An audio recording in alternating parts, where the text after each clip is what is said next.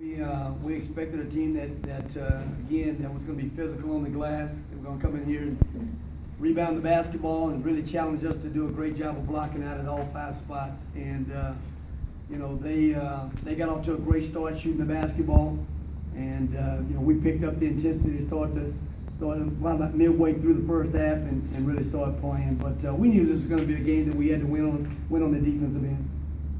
And it looked like early with that 22-9 start for them.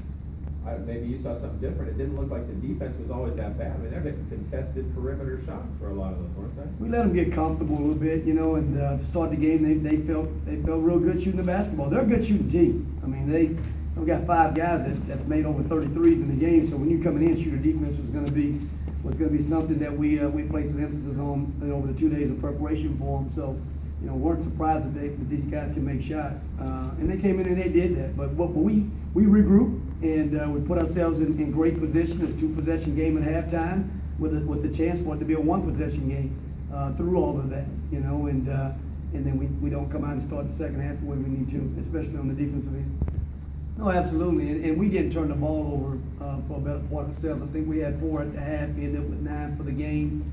So we gave ourselves a chance in that regard. We got to the foul line and we didn't cash in some free throws we needed to make in close games. But we give them a lot of credit. They're a good team. They're a good team and a well-coached team that plays hard and one of the better teams not only in our league but I think in the country. How frustrating is it to have a poor foul shooting game like that where it really takes the chances away to win the game because you only hit half your charities? Well, it was a tough night for us from the line. I mean, we've shot free throws all year pretty well as a team, and tonight, it didn't happen for us at the foul line, and we'll be better, hopefully over the next couple of games doing that. But it's something that we've done decent over the course of the season. In that second half, did Caesar discover something that can help you guys down the stretch? Well, he made some shots. He's been working hard on his shooting, and he's given some opportunities to make some shots for us tonight, and he did.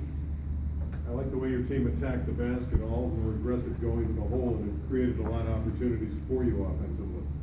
Yeah, I thought, and our staff thought, the first time we played those guys up there, as much as they were physical with us on the glass, we settled for a lot of shots up there. And tonight, we really wanted to put pressure on their defense and make those guys have to guard, and we really wanted to try to attack the paint and be aggressive. Doing so, we scored 36 points in the paint tonight. And Alex Davis, the Yosef inside. I know you like the matchup, getting him the ball against Avila. No, it was, and he did a nice job of having great patience going down there and getting what we needed to get done in the paint.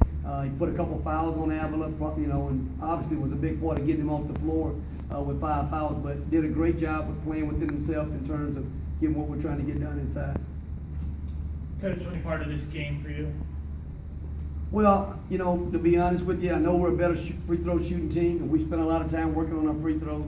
And that part of it, to leave that much out there with the position that we were in to win that game, and I think the 50-50 balls. You got to get those. We had a couple of situations where we didn't come up with the 50-50 ball, and those are differences in the game. We left those opportunities on the floor. Difficult problems for you guys matchup-wise than any of the other teams in this conference, or? I don't think any different than the other teams. They definitely are a team that plays with a lot of urgency. They have 3 starters in their lineups that are seniors, and they understand this time of year right now that these opportunities are very limited right now. You got to make the most of every opportunity right now, and they're playing that way. We came out and we matched their physicality and had the mindset to do that for 40 minutes. That we were going to be in position to win this ball game tonight, and unfortunately for us, we did it for about 28 minutes, and we've shown we can do it for a period of time. But once we put 40 minutes together, I'm talking about more so on the defensive end than the offensive end, because offensively we scored enough points to win the game tonight. We just didn't get done. We need to get done on the other end. Alex, it feels like you guys right now. I mean, the effort is definitely there. What do you think is needed to kind of take that next step and maybe come out and beat teams like Colorado State on a consistent basis? I would say, following what Coach said, just leaving it all out there on the defense. Not playing defense for only 28 minutes. You got to play a full 48 minutes with a sense of urgency, and you got to realize that every opportunity you're not going to get back. And this was a very big opportunity and we had a chance to really seal the game and win the game. We left a lot at the free throw line, but we just got to put it all on our defense and come up with loose balls and 50-50 balls that you miss out on. It kind of hurt you a lot in games like this versus teams like Colorado State. Ronnie, is it extra difficult when you fall behind early like that, double digits? No, we knew we had a lot of time in the game, and there's no need to panic. Just you got to work this game for 40 minutes, 4 minutes, about 4 minutes, and we said that we settled in a little bit, and we started doing a better job of playing with the kind of intensity and the urgency that we needed to have guarding their motion offense. And we didn't get off to that same start again in the second half. We lacked the intensity that we needed to have against a team again that's ready to come out and start and ready to play. So that was the difference in the game. What's going to be your message to the team as you kind of finish the home stretch here in the conference season? Well, there's a lot of basketball still to be played throughout the course of this conference, and we can make this whatever we want to make it. We've shown that when we play with a very high intensity level on the defensive end, we can be as good as anybody in this league.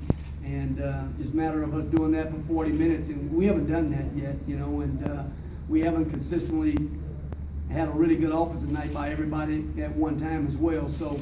With that being said, moving forward, we put that together, we continue to work, and we got to get off the mat. We got a tough place to go play out in Logan against a good, well-coached team on the road, and we just got to go compete 4 minute by 4 minute and continue to get better defensively and continue to work games. Late in the game, can you talk about maybe how tough it was for Mark Bell, especially with a tall, athletic defender like Kidd on him in the second half? Well, they did a good. Everybody's going to game plan for Marvell. Marvell Harris gets everybody's attention in terms of having the basketball, and whether they're sitting in the gap, whether they're trying to deny him or be physical with him, they're gonna game plan for him on a regular basis. But I think he's done a nice job really playing for his teammates and trusting his teammates as well. We called some ISO plays for him, and if it's not there for him, he does a great job of creating for his teammates. He leads our team in assists, and so he will share the ball. But he had he had opportunities tonight to score the basketball and give and take a call here or there. I think he's earned the right to be a guy in our league that earned some of those calls too at the basket as well. Avila had his fourth and then even his fifth, trying to have Paul on the floor. I didn't see him the last 3-4 minutes of the game. Well, Paul had 4 fouls himself. And so, we had to sit him down, and we were really, in the ebb and flow of the game. We had other guys playing at that time, and they were playing with the kind of intensity that we needed to have on the defensive end. So we really felt no need to make a change at that point. They were giving us a chance to be right where we needed to be. We used Paul early to try to go at Avila a little bit because we felt like we had a matchup that we could go to on that end of the floor as well. But yeah, we sat him down and we had the ebb and flow of the game was going the way we wanted with the guys on the floor. Try to adapt and adjust as the game goes along, and it was really hard to do that consistently tonight. And you never want to go in the game thinking you have to be the official or try to be an official. You don't want to be an official. I'm trying to coach my team and trying to do what I have to do, but I'm gonna fight for my guys. My guys are giving me the effort and they're working hard out there, and we don't feel like it's consistent on both ends. I'm gonna battle for them. You know what I mean? So that's who I am, and that's what I'm gonna do.